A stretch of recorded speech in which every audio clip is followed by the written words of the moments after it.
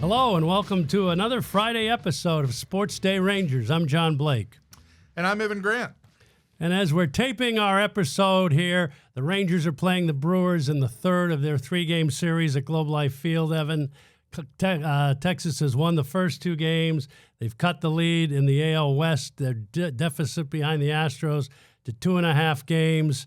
And they've played great baseball here over this homestand. Well, on the first take, which has been already edited, John mentioned that this was a big series, which I'm glad in the second version you took that out because everything is a big series the rest of the way. But for them to go out and win the first two games with Milwaukee and win that series, that away, that was huge for them. The road does not get any easier. I think the Rangers had when I looked yesterday, they had the seventh hardest remaining strength of schedule in the big leagues. They've still got the most challenging schedule among all the contenders, according to Tankathon. But they're defying every projection and expectation. You know, they are winning with a team where you really do. And I'm going to help program sales out here, John, because you need a program now to tell all the players apart. But they are working on it. Whatever you want to call them. You want to call them the Little Rascals like David Murphy, our guest today, has referenced them. You want to call them the All-American Rejects. You want to call them the Rookies, whatever you want to call them. They're getting the job done somehow. They are executing, and it's been fun to watch. So we'll talk about that a little bit with David Murphy, who is our guest today, the former Rangers outfielder and current TV analyst who's really come a long way and become a really good analyst. Despite your presence. Well, I taught him all he knew early on in the. That's why he's gotten better. He's forgotten all that stuff. And then for our archives in Arlington today, several of you have mentioned, because I teased this last week, the 7-inning save, and we'll talk about that. Plus, I will also reference an anniversary. I do have an anniversary this week. I'm glad for an anniversary because I was going to ask you, what is our anniversary this week? This is, unfortunately, the anniversary week of September 11th, and John and I both had memories from that day when we were with the club in San Francisco and the very unsettling feelings that we all had and then being stranded in San Francisco for 3 days. But let's get into this club right now. So feel free to reach out to both of us on X. I'm at Ranger Blake, and Evan is at Evan P. Grant. And as we said, we're getting into the content. The Rangers have won 2 out of 3 against the Astros. They got smoked on Saturday, but bounced right back. But they bounced back against the Brewers with big wins on Monday and Tuesday. So just where do you make of it, where we're at right now as we speak? I mean, listen, Monday and Tuesday, could anybody have a better 24 hours in baseball than Michael Helman did with, a grand slam in his first ever at bat with the bases loaded, to basically put that game away, had all 5 RBIs in that game. Threw a runner out at second. The next day, he comes out, makes a home run robbing catch in the top of the 5th, and even though Milwaukee went on to score 3 runs in the top of the 5th, then he comes back out with a 2-run home run to put the Rangers right back into a tie game in the bottom of the 5th. And that's a 24-hour span. It was incredible. And, we talked to Helman after the game on Tuesday night, and he tried, but he was exhausted because he didn't sleep on Monday night after all that adrenaline was rushing through him. And 2, I just don't think even he had a comprehension of what those 24 hours have been like for a guy who had been designated for assignment and put on waivers twice and had changed teams since February from Minnesota to St. Louis to Pittsburgh and finally to the Rangers. And this is not a young guy. He's 29 years old, who finally made his major league debut last year with 8 games in Minnesota. So, but these are the kind of guys in a pennant race that the unexpected sometimes is what works. This is a guy, and I'm gonna laud a couple of scouts here. Mike Grouse, who I think is the longest tenured Rangers baseball operations employee. I believe that is the case at this point. The scout who was responsible for Ian Kinsler, the scout who was responsible for Travis Hafner. He had made a recommendation about Mike Helman. Also, Mike Anderson, who has been here a long time, made a recommendation about Michael Helman. And the Rangers had interest in him going back to last year. And then Mike Parnell, we've mentioned Mike on a couple of previous podcasts, who has done a superb job of first, I think, really as the director or in charge of professional scouting. This team has done a great job in the free agent market with pitching over the last 6 or 8 years, and Mike's been a point man on that, and he's also kind of the guy who is in charge of finding these, for lack of a better term, hidden gems. He was a big advocate for Helman, and the Rangers liked the fact that this was a guy, because if you look back to this, John, the last time they were 2.5 games out was May 18th, and as we taped this, they're May 19th, they put in the waiver claim or got awarded Michael Helman. And to do that, they DFA'd Jonathan Ornelas. Well, DFAing Jonathan Ornelas put Cody Freeman more on the map as a potential middle infield, second base, shortstop, third base, really second and third type of utility guy. And they brought in Helman because they wanted another center fielder who could potentially pair with Sam Haggerty if Evan Carter wasn't going to be healthy all year. So that was the real attraction for Helman, and those guys had made that determination.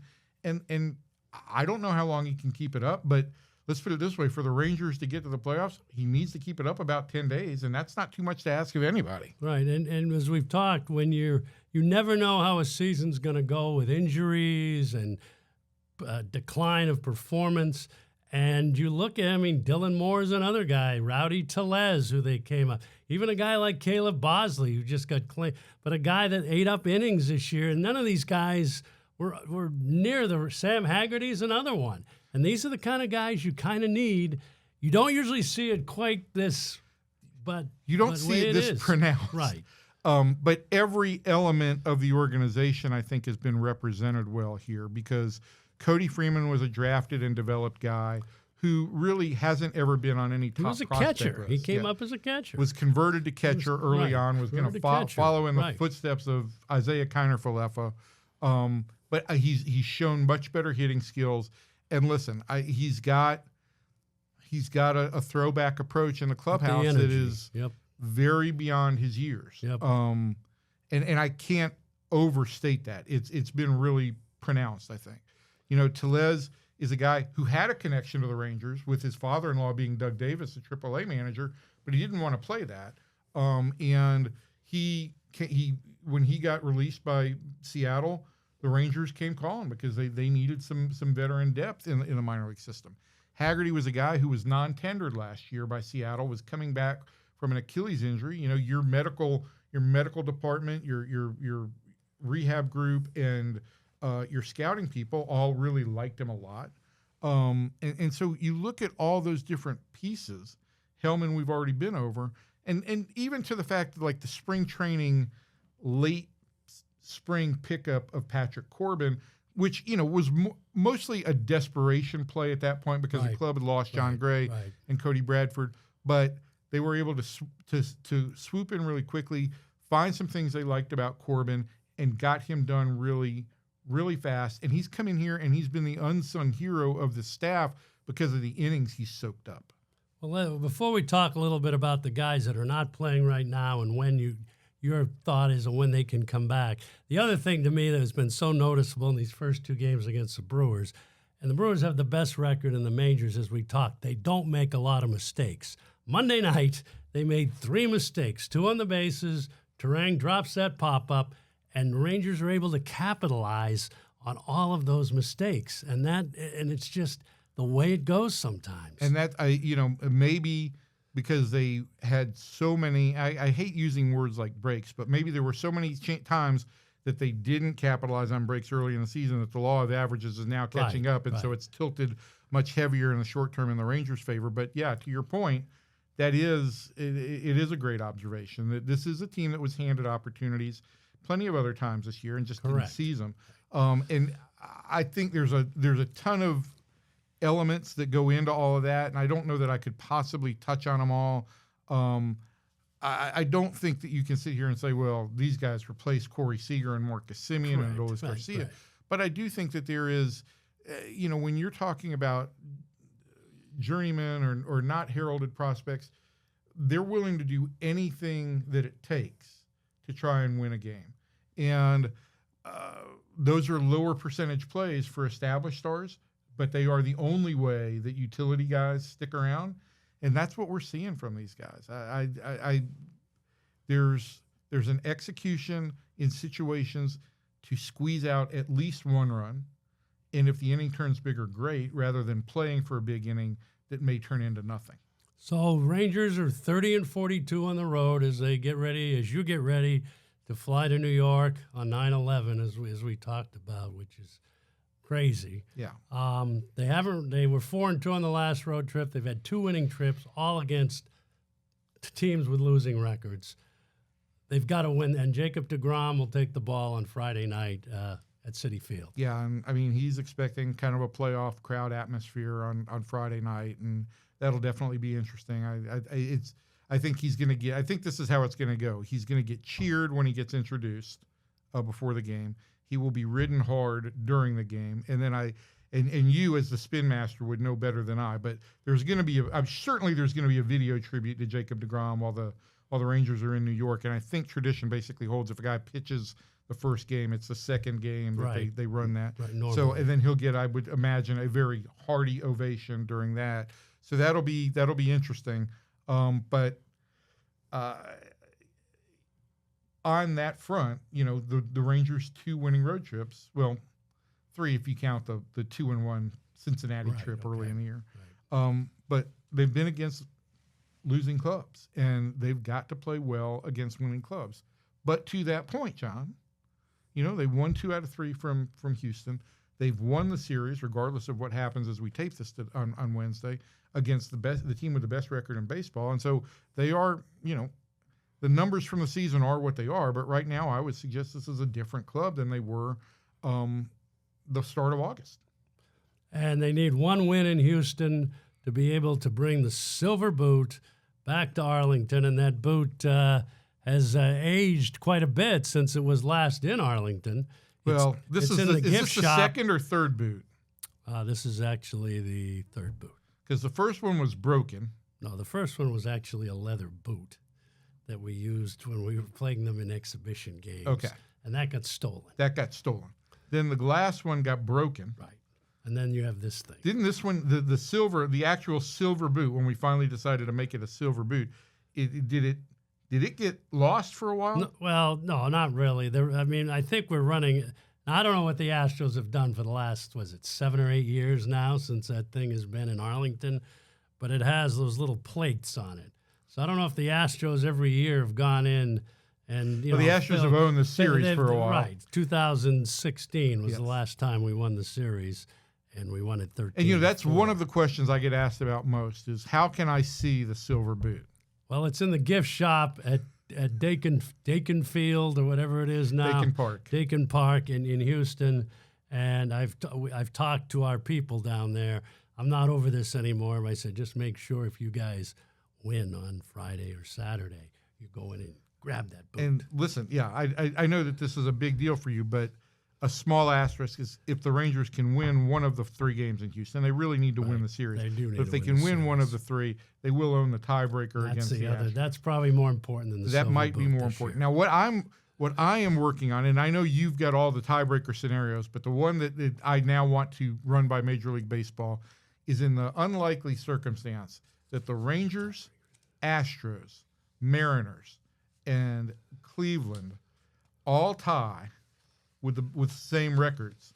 Then you have a 3-way tie in the American League West, which I think would go to Seattle because it would have better records against both the Rangers and Astros. Right. So then the Astros, Rangers, and Guardians would be in a 3-way tie. And if the Rangers can win 1 game against the Astros and 1 game against Cleveland at least, they would have better records against those 2 teams. And I think that would give the Rangers the wild card.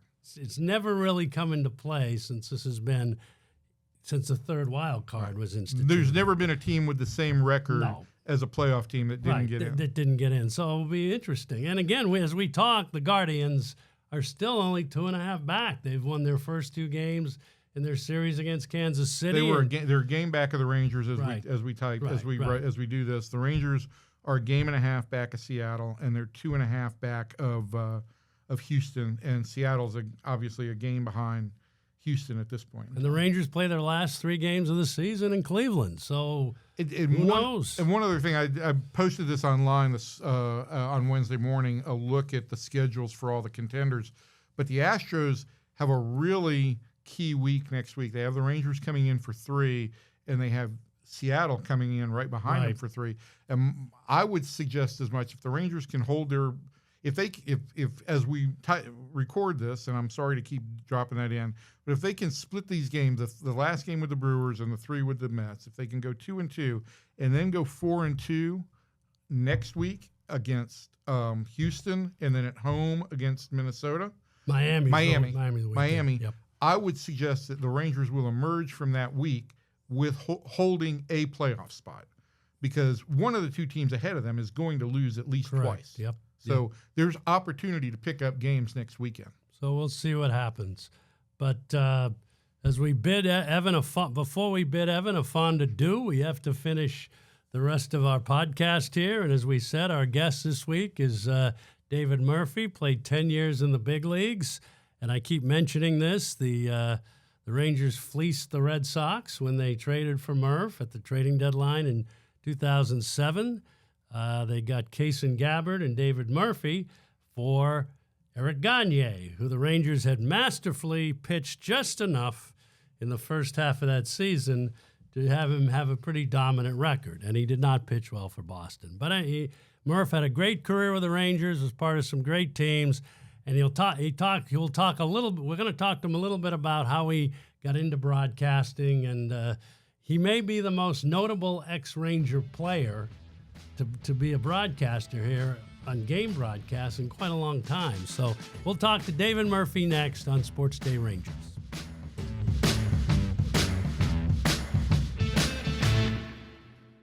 Our guest on this week's episode of SportsDay Rangers, a familiar face to especially those in TV land the last couple of years, especially David Murphy, played in the major leagues 10 years.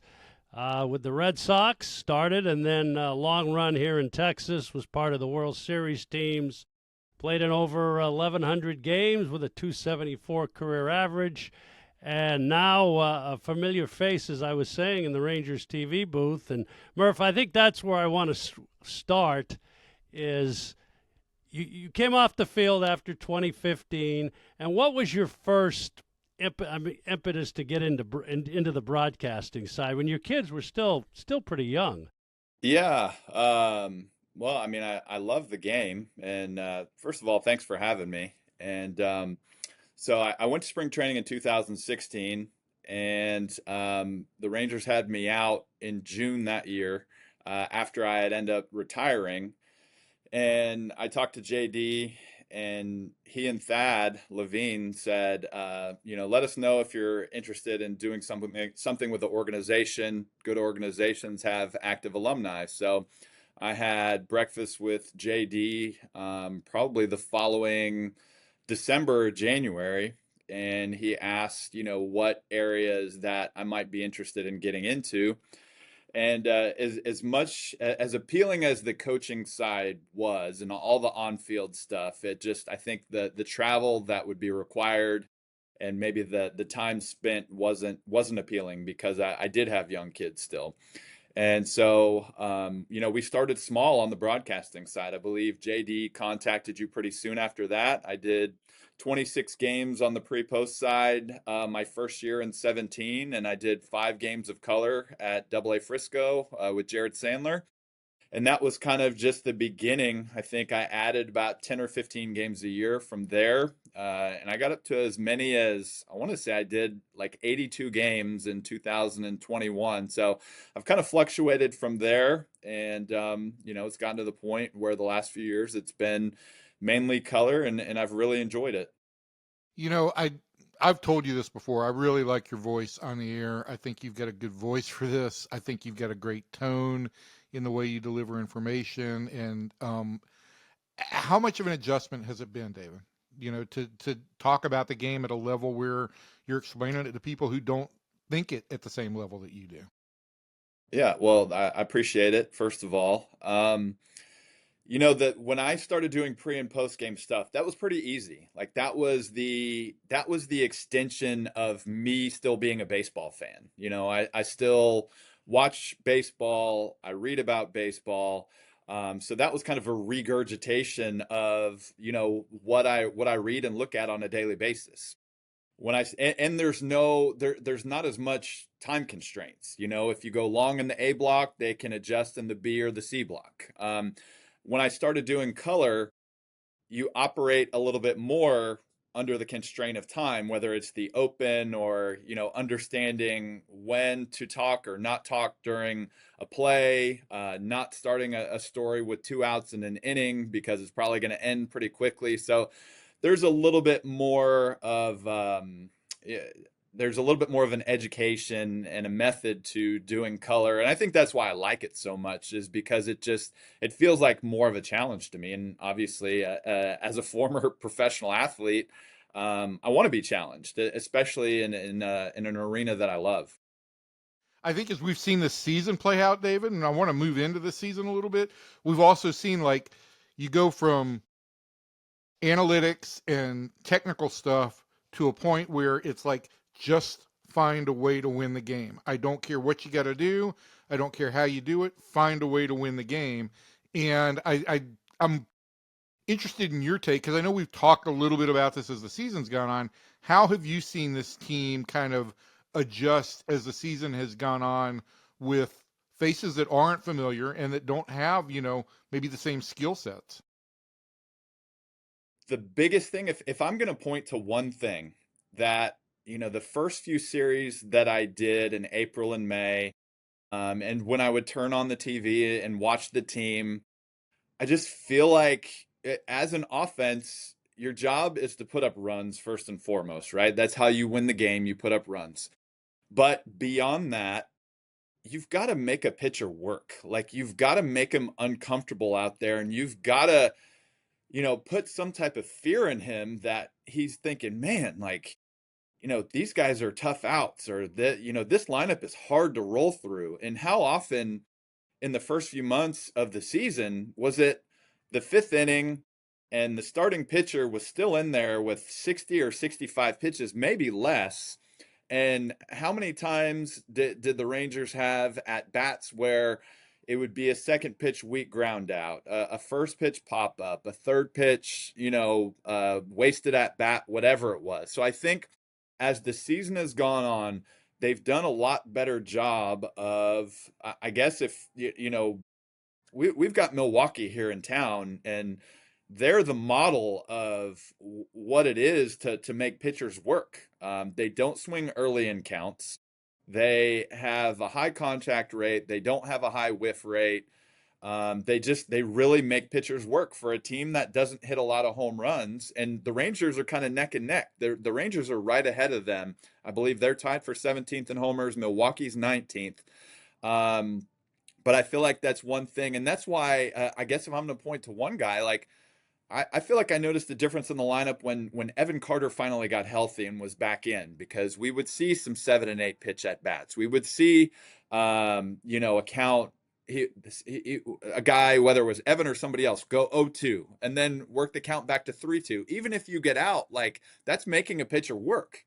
And then we saw more hits. We've seen an uptick recently in the power department, which I think is what the front office planned on from the very beginning. So obviously the story and what was written early on and what we expected, that didn't come to fruition, but it's paying off here lately. And I know they put themselves in a hole, but hopefully they end the season strong and they get in there, because they're fun to watch right now. Murph, this team all year, defensively, and obviously the pitching side has been off the charts. If the Rangers had had that kind of pitching, and we had good pitching in 10, 11, and 12, but we didn't have this kind of pitching, right? But they don't seem to beat themselves. They haven't beaten themselves much all year defensively or on the mound. What can you say about kind of the way the team has played fundamentally, aside from some of the offensive stuff? Yeah. I mean, first of all, from the pitching standpoint, we've had some decent staffs that put up good numbers in the past, but we haven't also had like names. We haven't had DeGrom and Evaldi and beyond, and all of those guys are piggybacking. Jack Leiter is, a prize prospect that's getting it done at the major league level. So there's just depth beyond depth. I feel like the Merrill Kelly trade was huge, and that's just to name a few. So many guys are getting it done in the bullpen. But defense is huge, and that's why the Rangers are where they are. Teams win with pitching and defense. Offense comes and goes. For a lot of the season, it hasn't been there. It is there right now, but they kind of set the tone and the foundation. And you look at these guys and how steady they are across the diamond. I mean, Corey Seager, he's known for his offense, but the numbers are off the charts as far as what he's done defensively this year. Marcus Semien works his tail off, and he's been great at second. Adolis has been really good out there and right. He, before the injury, he's been moving well most of the year, better than he did last year, and we've seen that pay off in results. And so many other guys are getting it done, whether it's Young at third base. Langford has really done a really good job, especially as a guy that came into the big leagues. People didn't expect much from him defensively. So all around the diamond, there's guys that are producing and catching the ball and throwing it well across the diamond. There has been no defensive liability on the field this year. Nowhere around the diamond do you look whoever's gone out there and feel like you've got a defensive liability. On the pitching side, I was looking at this last night. The rotation ERA is now, as we tape this, is 3.29 for the year. And I went back and I looked since 2000 in the American League, and I only use the American League because we still had 20 years of a DH where they were facing. This is on pace to be the third best rotation ERA since 2000 for 162 game season. So it's not just something that the Rangers haven't had. This is one of the best rotation numbers of this quarter of this century to date. Yeah. It's been fun to watch. I mean, it really has been. It's been fun to watch them play on defense. It's been fun to watch them pitch. It's just been, I think, for everybody who's been around the team, there has been a long stretch where it was just so frustrating to watch an offense that wasn't capitalizing on opportunities. I think one thing that the narrative has kind of gleaned towards recently is energy, that there's more energy, right? And you and I both know this. Energy and success go hand in hand. But what have you noticed about just the way this team has gone about things over the last month? And can you speak to that, like coefficient of energy being added? I don't know. Back to numbers, it's not something that you can quantify, but when you infuse energy into a team, they're more exciting to watch. You can see the domino effect in the way that it trickles through all the guys in the clubhouse, on the team. We had plenty of it. We had plenty of personality in our groups. I think this team as a whole, there are a lot of guys that are just naturally even keeled, and that's a good place to be for a baseball player when you don't get too high or too low. But it's good to have. I guess if we're talking about constructing a lineup, right? Like you need some power guys, you need some speed guys, you need a little bit of this, a little bit of that. So when we get some of these younger guys coming up that can infuse that energy into the team, it's great to see, like I said, the domino effect in that dugout, out on that field. I mean, Cody Freeman, he's probably, I'll point to him first and foremost. Like, I just love watching the guy play baseball. Like, you could see the pure joy in his body language and on his face. Like, he's in the big leagues and he's not taking a minute of it for granted. And yeah, that's rubbing off on his teammates. So he's just one example. But this team has been really fun to watch here of late. Yeah, I talked to Ian Kinsler last week because Cody was on the MLB Network and he cited Kinsler. I talked to Ian and you can imagine what Ian thinks of the kid. Yeah. But that leads me to this question: Who was the bigger? What's the right word here? We'll just call him spark plug or firecracker, to quote you, Kinsler or Pedroia?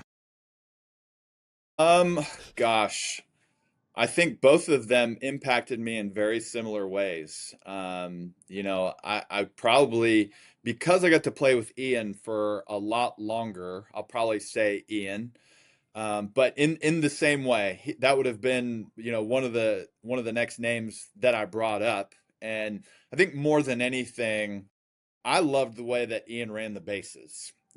From a pure speed perspective, he was an average to slightly above average runner. And you're talking about a guy that got the absolute most out of his talent package. And similar from a power perspective. Like, he wasn't a guy that was going to go put on a show during batting practice, but he was a guy that could hit 30 home runs because he could square up a fastball.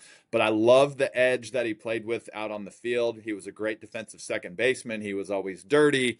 Um, he impacted our teams as much as anybody did, and he just had that, that I guess we've been talking about this Little Rascals team. Like, he had that Little Rascal type of mindset, this mischievous, I'm not following the rules, I'm going to do my own thing, and I'm going to go out there and kind of leave everything out there on the field. I want to talk a little bit about this year. We've been able to honor Elvis, Hall of Fame, and we did the statue for Beltray a couple of weeks ago. And every time this group gets together from the 10, 11, 12 era, it's like you guys are back together. It doesn't seem like 14 or 15 years has gone by. That group is still very close, and talk about that just a little bit, about how that group has been able to that over all these years. Yeah. Gosh, I love seeing all those guys. Whether it's at the ballpark, whether it's at a golf tournament, or you randomly run into them, or just text message. Michael, Ian, Colby, Darren Oliver, Derek Holland, so many of these names, even a guy like Craig Gentry, that I run into a pretty good amount. Like, it immediately takes you back. And I don't know about them. I don't know what perspective they would have on it, but post career, you're involved in a lot of different things. And for me, like, we're involved in so many different things with our family and our kids, that where we have different community outside the game, right? But the second that I get to see or catch up with one of those guys, it just there's something so refreshing and joyful about it, because, man, those were some of the best years of my life. They were definitely the best years of my career. And I'm so thankful. Like, there's a lot of guys that have the opportunity to play in the big leagues, whether it's for a minute or whether it's for 5 to 10 years. And they don't necessarily get to play for a good manager or have the best teammates or have a good experience. Like, I feel like I really lucked out in terms of the type of people that I was around. And, I remember saying it at, like, the awards ceremony in 2012 or 2013. I think Emily interviewed me. And I said I never understood how much of a role that chemistry played on a team until I got to play with these guys. And I think, while we'd probably all be lying if we said that, we looked at highlights of 2011 or saw them from time to time and it didn't sting a little bit. But I think we can just take joy in the process, and just the amount of fun that we had together, on the field, in the clubhouse, on the road, whatever it was. And it was just a good group that I'm thankful that I got to spend time with.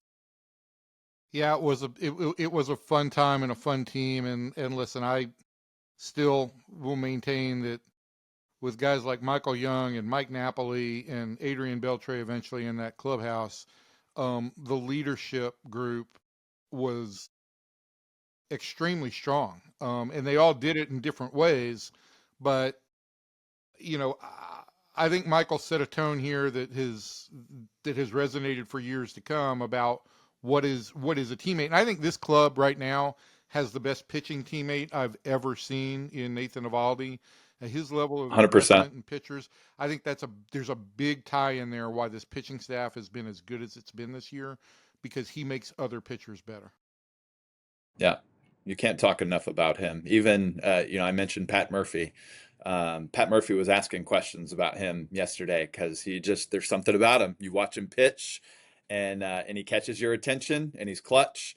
And that's without even knowing the fact that when a camera is on a guy in a bullpen, whether it's rehab or whether it's just normal stuff throughout the course of a week throughout the season, Nathan Eovaldi's there for all of his teammates because he is heavily invested. To that point, the last start that Jack Leiter made on the road, Nathan wasn't on that road trip, sent Jack a pretty detailed scouting report based on everything that he had seen and watched. And I do think that there's a direct correlation between the fact that Jack has taken big steps in his rookie year and Nathan being his teammate and kind of a guy that he's mirrored a little bit. And during the broadcast, if it's not a night where any of them are pitching, when the camera zooms in on the dugout, who's always together? DeGrom, Eovaldi, and Jack Leiter. So you can bet that Jack is soaking up as much as he possibly can. Well, Murph, we're going to let you go here. This is for those fans who'll be listening to this on Friday. Murph has completed his regular season in the booth for 2025, and hopefully you'll do this for years to come. You've become really good at it, and I think everybody enjoys listening to you and Dave and Jared occasionally when he's in the booth as well. So we appreciate it, Murph. John, Evan, love talking baseball with you. Thanks for having me.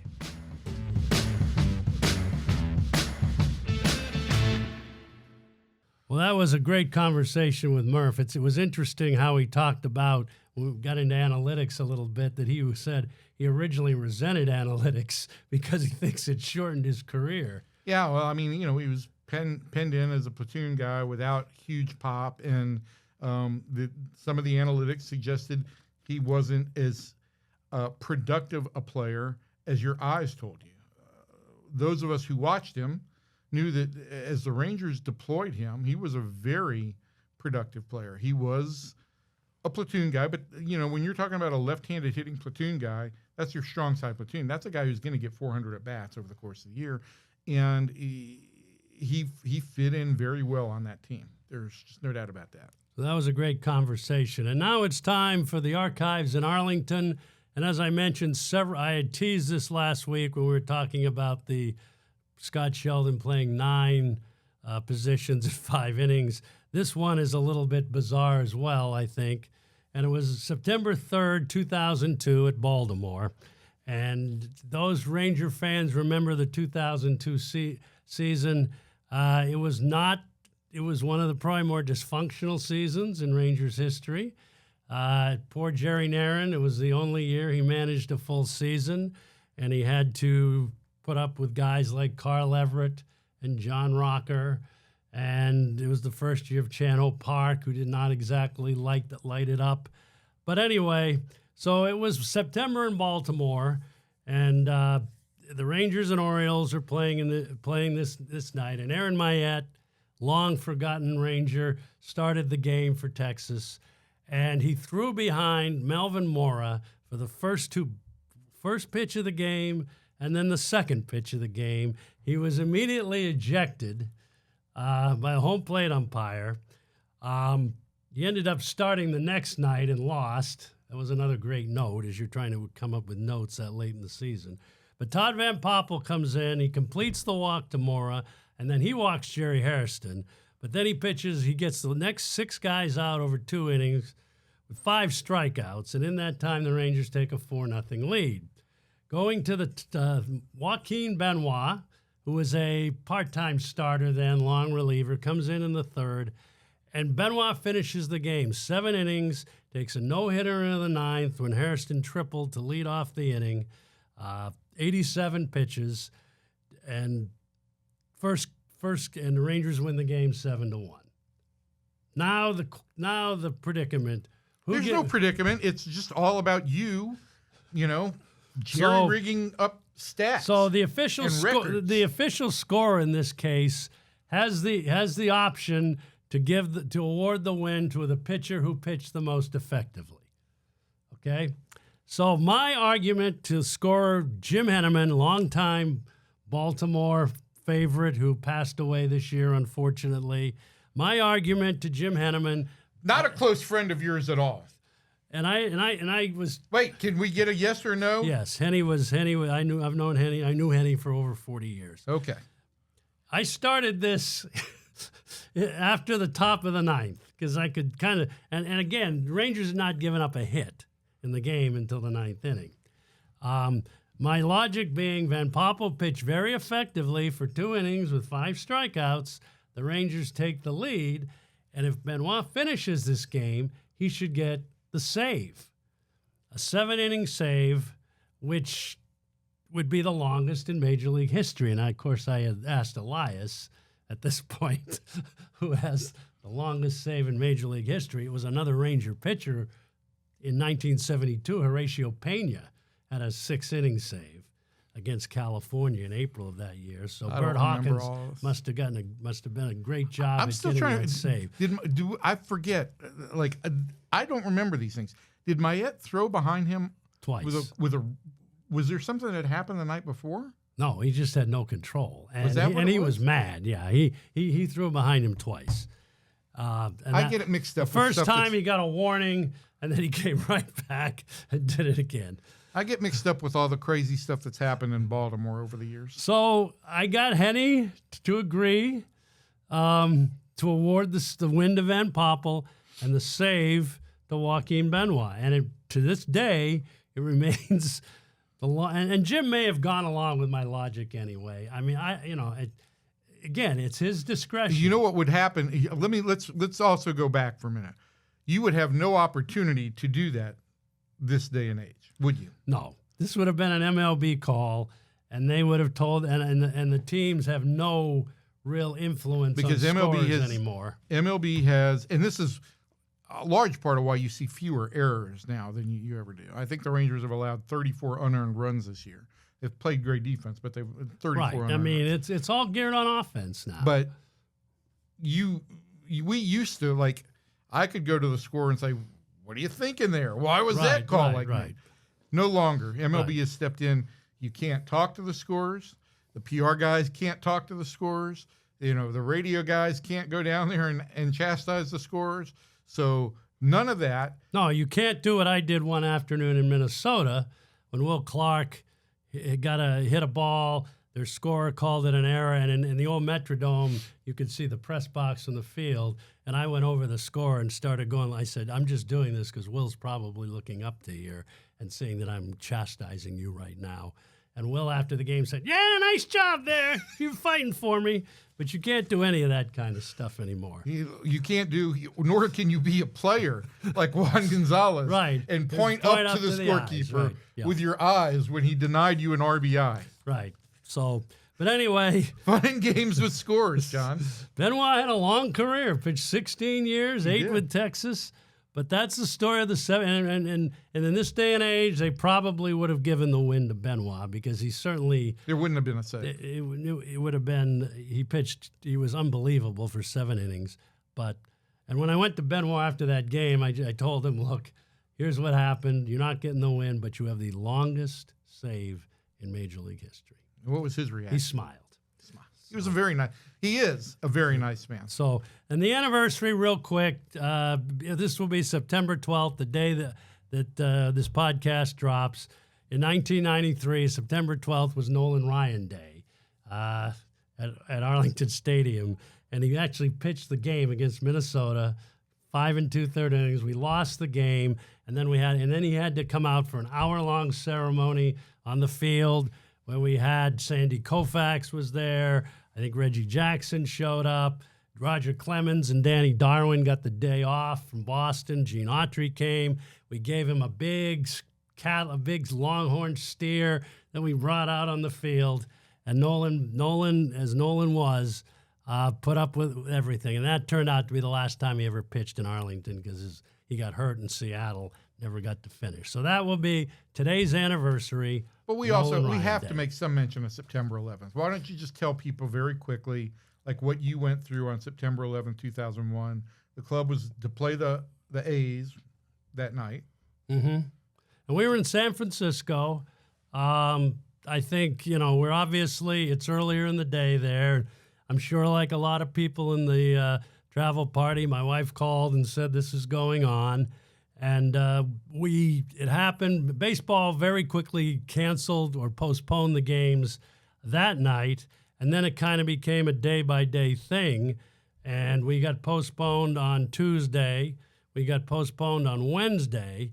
And then we're supposed to play in Seattle on Thursday, I believe. It was a 4-game series. Was it Yes. a 4-game series against the Mariners? No, I think it was a 3 games. 3-game series, but We had an off day. No, maybe we had an because off here's what happened is when you guys left the hotel, and Doug Melvin, Right. who was the GM at that point in time, also understood that with no flights going, that the media was basically Right, so you were on our buses. yes, was basically hostage at that point in Right. time. So this would have been Thursday. You're right. And so he had made Right. the determination that we could ride on the buses wherever you guys went. And when you guys left the hotel, we still weren't sure No, we weren't. if we were going to right. Seattle And or we're driving driving 30 back hours to Texas. Yeah. And, Major League Baseball, we kept asking them for an answer. I remember Rudy Jaramillo went to the bus station because he had some family thing, and he was going to take a Greyhound bus back. So he had already left he wasn't going to Seattle with us. And so we picked up Rudy At the bus station. at the bus station because once we kind of left the hotel, MLB did make the decision, yes, we're postponing those weekends, all the games for the They weekend made that series. after the NFL Right. made their decision. Right, exactly.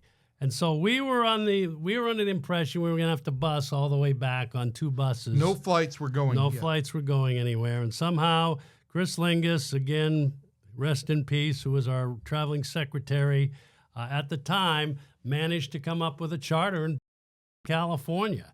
And we took one of the first flights that went out in airspace. We bussed to Bakersfield, and we were back in Texas in Thursday 3 night, hours.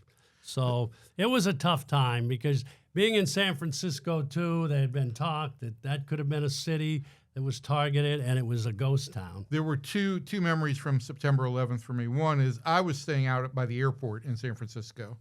And, if those of you who have flown into SFO, it juts right, the runway juts right out into the bay. My hotel overlooked that runway.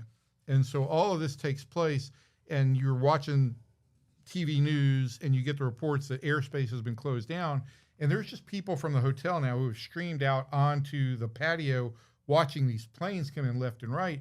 And this is Pacific Coast time or Pacific Standard Time now. Right. We're getting some of the last flights. And there comes a 747. It was either Air Thailand or Air Indonesia, something like that. It was something in the Pacific. It's accompanied on either side by F-16s or F-18s. It was being chaperoned into the airport, and it was if not the last, it was one of the last flights. Then that night, I did come into San Francisco, and you and I and Eric Nadell and I think Vince Catronio, we had to eat at some point, and we went out to go eat. We went to this Italian restaurant, an old Italian restaurant. I forget the name of it, but we're sitting in the restaurant. I think it was Contadina is what it was. We're sitting in the restaurant, and all of a sudden, Evan remembers the name of restaurants. this restaurant had like an upper tier of seating and a lower tier, and the whole restaurant, almost in unison, starts to break out just singing "God Bless America." Yeah. And that was a really poignant and sobering moment. So, well, have a good trip. Being in New York, we'll, I'm sure, have a special meeting tomorrow, 9/11, which is now 24 years, right? 24-year anniversary. It's pretty amazing. Well, thank you for joining us this week for Sports Day Rangers. Don't forget to check out more sports content from the Dallas Morning News and dallasnews.com. Sports Day Insider is my podcast that I do separately with Kevin Sherrington and usually a guest from the Sports Day staff. That also airs in the same feed every week. It drops earlier in the week, mostly now so we can make sure we get a bunch of Cowboy stuff shoved in there after whatever their drama is that week. And we'll see you all next week. Again, remember, we drop the podcast on Fridays. Have a good weekend.